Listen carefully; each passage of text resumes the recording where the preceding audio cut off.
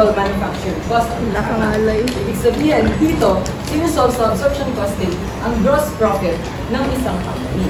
Ngayon, para palawakin pa ang ating discussion at malaman ang differences ng variable costing at absorption costing, panoorin natin ang video nito. May tatlong bibe akong nakita, mataba, mapayat mga bibe, ngunit ang may pakpak sa likod ay isa. Siyang lider na nagsabi ng kwak, kwak, kwak, kwak, kwak, kwak, kwak, kwak. It's another day. It's another Dokling day. A new problem to solve. Do you want to learn variable and absorption costing with me?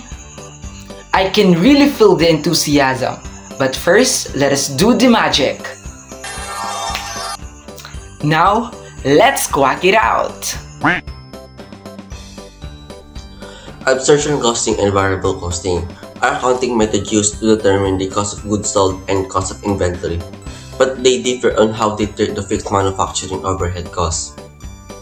Under absorption costing, fixed manufacturing overhead cost is a product cost, while on variable costing, fixed manufacturing overhead cost is outright expense as period cost. The comparison between the two methods. In terms of inventory valuation, absorption costing has a higher inventory cost due to fixed cost allocation, while on variable costing, it has a lower inventory cost due to fixed cost being expense.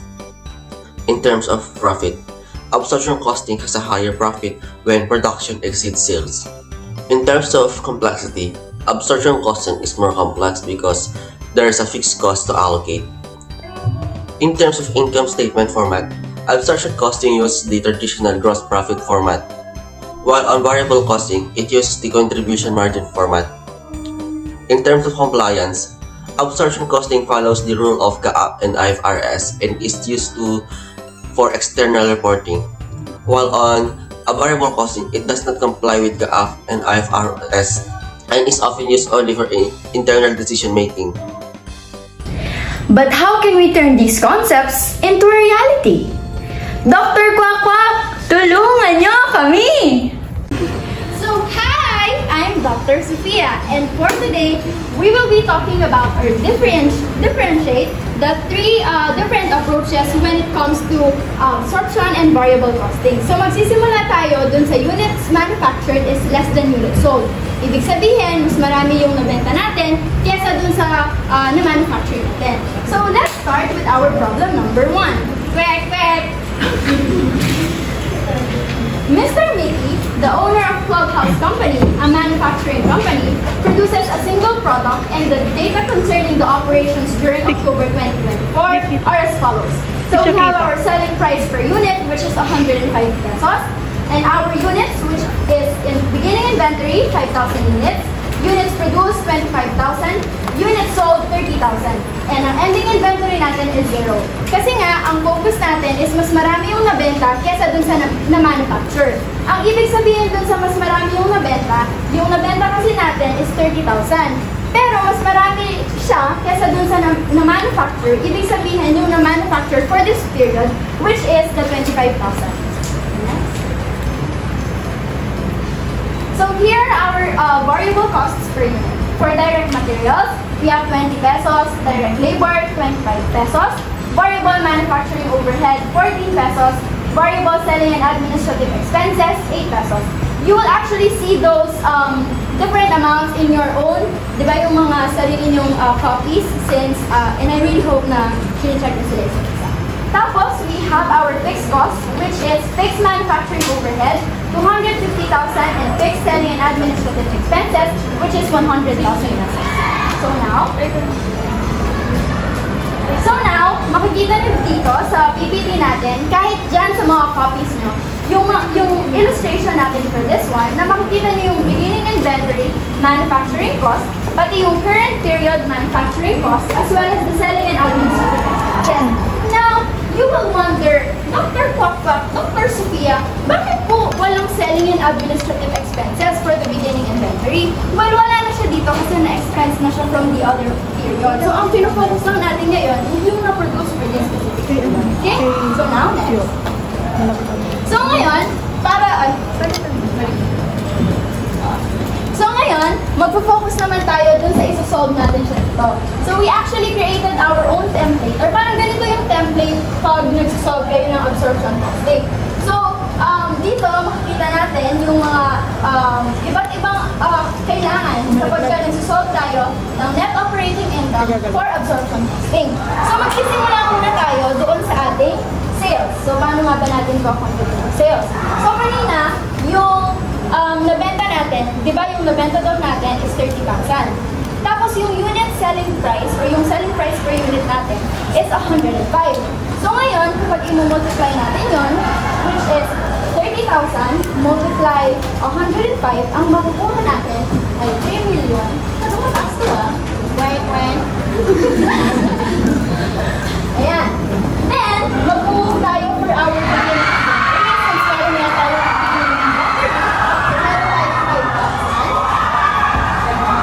tapos, kung makikita nyo dito sa manufacturing cost natin, yung 19 pesos. So, yung 19 pesos ang ilalagay natin ito. Kapag i-multiply natin yan, ang makukuha natin, next, mag-move naman tayo sa computation ng direct materials natin or dito sa cost of goods manufactured. So, since cost of goods manufactured yan siya, ibig sabihin, yung minanufacture lang natin for this specific period. So, mag-focus muna tayo sa direct materials. So, kung kanina or sa mga copies nyo, makikita nyo na yung direct material unit cost natin is 20 pesos. Eh, yung na-manufacture natin for this specific period is 25,000.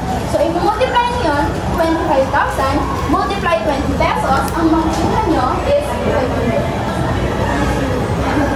And then, yung 25,000 naman, i-multiply doon sa direct labor, which is 25 pesos, ang makukuha nyo is 675. And for variable costing, lagi nyo tatandaan si variable manufacturing overhead at si fixed manufacturing overhead, ino-compute natin sila dito.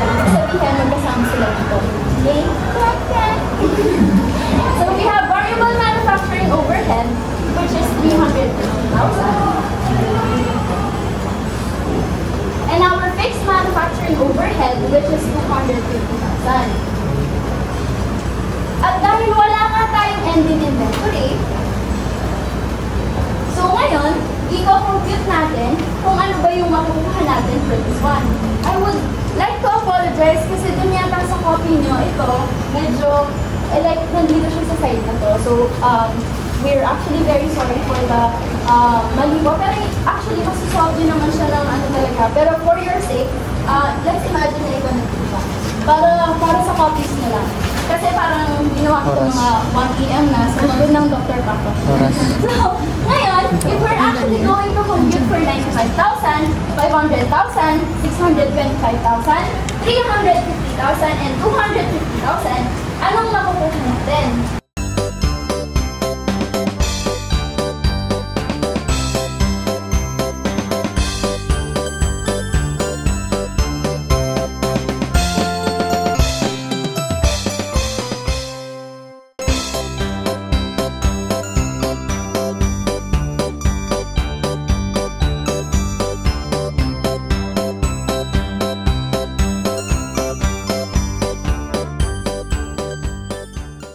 Ibig sabihin, meron kang natirang na hindi mo nabenta.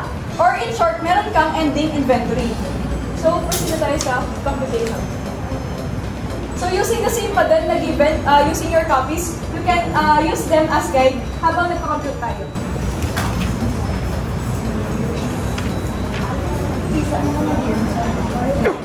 Variable ka. Yeah, okay lang. So, kanina, nag-compute tayo for beginning inventory, pero ngayon, wala tayong beginning inventory. Instead, meron tayong ending inventory. So, una, how to compute for the sales? Since alam naman natin ng sales ay ang unit sold, multiply mo dun sa selling price, which is 105. Yung sa kanina, so 25,000 units times mo ng 105. So, we will get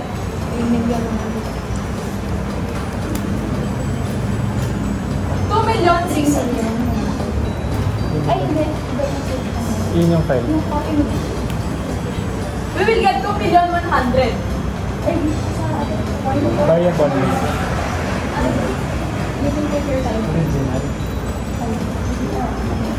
And then the next naman, cost of goods manufactured. So magtataka na naman kayo, bakit wala naman yung beginning inventory?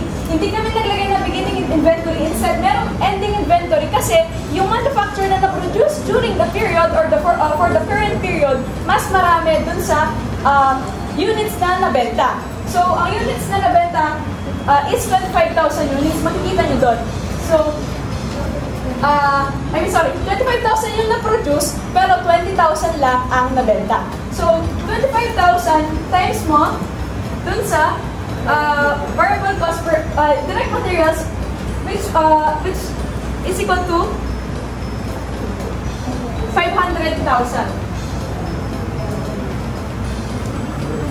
And then, for direct labor naman, we will get 625,000. So, kung nalilito kayo kung paano nakuha yung 625,000, makikita nyo dun sa copies or dun sa soft copy na binigay dun sa given, nasaan po ma'am? Yung breakdown niya, which is 25,000 times mo ng 20. And then, for the variable manufacturing overhead, so andito tayo sa variable costing. Papakita ko yung difference nila ng absorption. Hindi ba sa variable costing, ang kinakompute lang natin under the cost of goods manufactured is variable manufacturing overhead. Why? Kasi, since ang fixed manufacturing overhead is treated sila as period expense. So, ang kasama lang dito sa cost of goods manufactured is variable manufacturing overhead, which is equal to 350,000. Then, we will get the total ng lahat ng to, makukuha natin is 1,475,000. And then, since ending inventory, di ba nga sabi ko kanina, ang na-produce ngayon is 25,000, pero ang nabenta lang is 20,000. Kung alam nyo pa naman, syempre 25,000 minus 20,000 is equal to 5,000. So, 5,000 times mo lang, magkano? Hindi siya 24. Ano siya? 14. Bakit 14 lang? Kasi, we're under the variable costing. So, 5,000 times yun ng 14, you will get 70,000. And then, kapag, so 2,100,000, minus mo lahat ng cost dito, na 1,475,000, yung minus mo dito, and then i-add mo to. Bakit mo siya i-add? So, di ba, una yung sales, and then ililess mo yung variable manufacturing overhead, direct materials, and direct labor, which cost a total of 1,475,000, and then i-add mo yung ending inventory. Bakuha mo yung contribution margin manufacturing, which means hindi pa siya final, is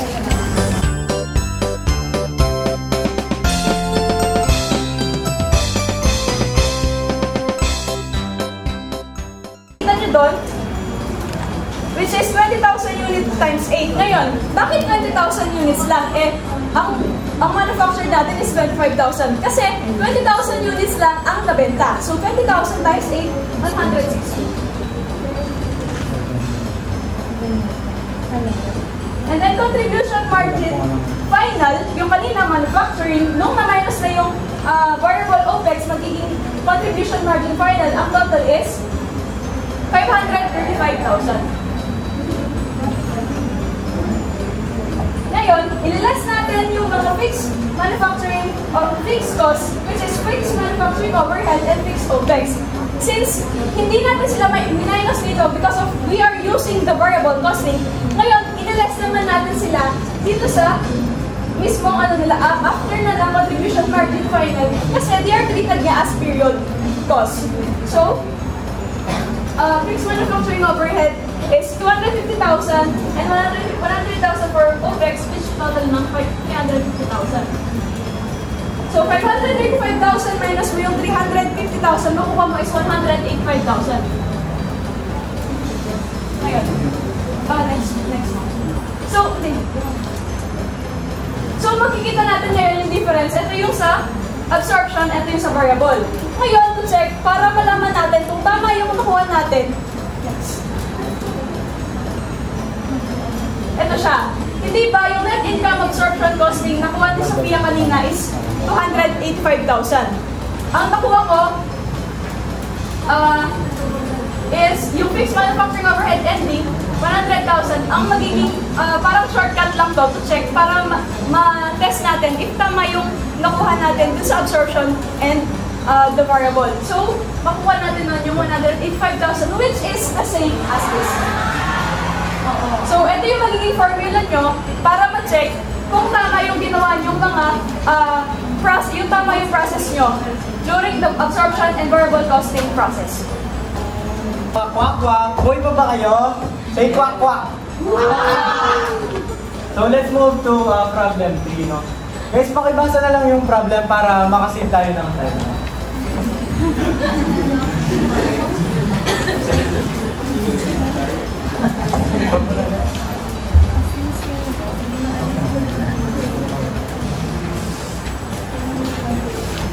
So, we will compare absorption costing and variable costing by the approach na equal po yung total units produced tsaka units sold po. Ibig sabihin po, walang ending inventory. Lahat po ng na-produce na ibenta po during the period.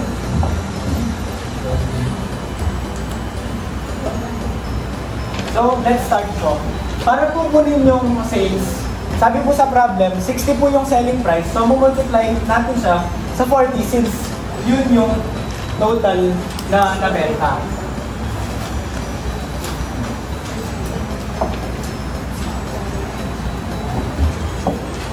Then, wala din po tayong beginning inventory since sabi po nga natin, yung mga ginawa during that period, yun po yung binenta. Saka wala din pong sinabi sa problem.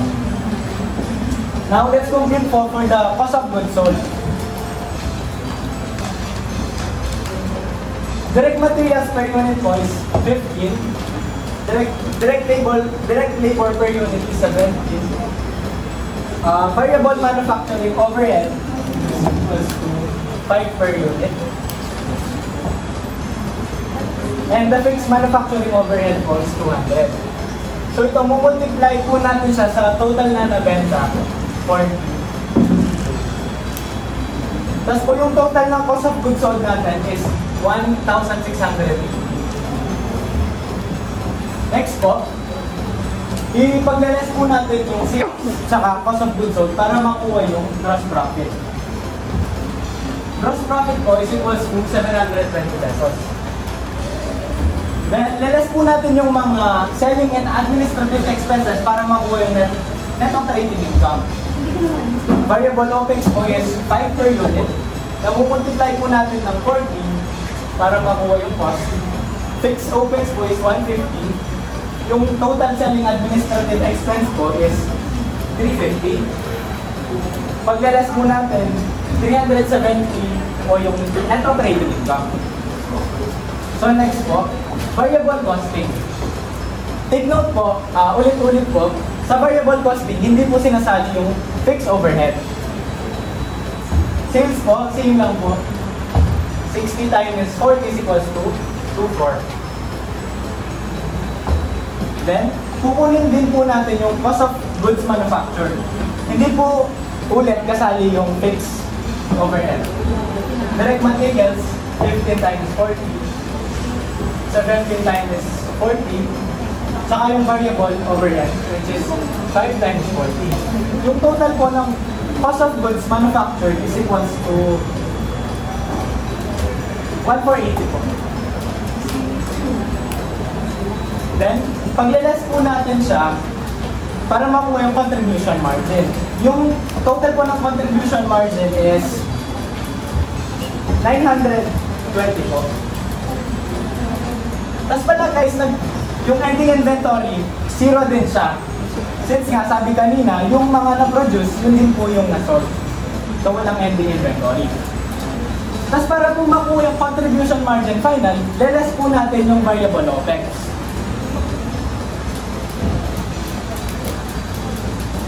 Dito po, 5 times 40 is equals to 200. Tapos pag-less po natin, makukuha po natin yung contribution margin, which is 720. Yes, 180. Next po, less natin po yung fixed cost, yung fixed manufacturing overhead, tsaka fixed OPEX po, that has total po of is equals to 350. Tapos pag-less po yung 720 tsaka 350 is equals to 370 po.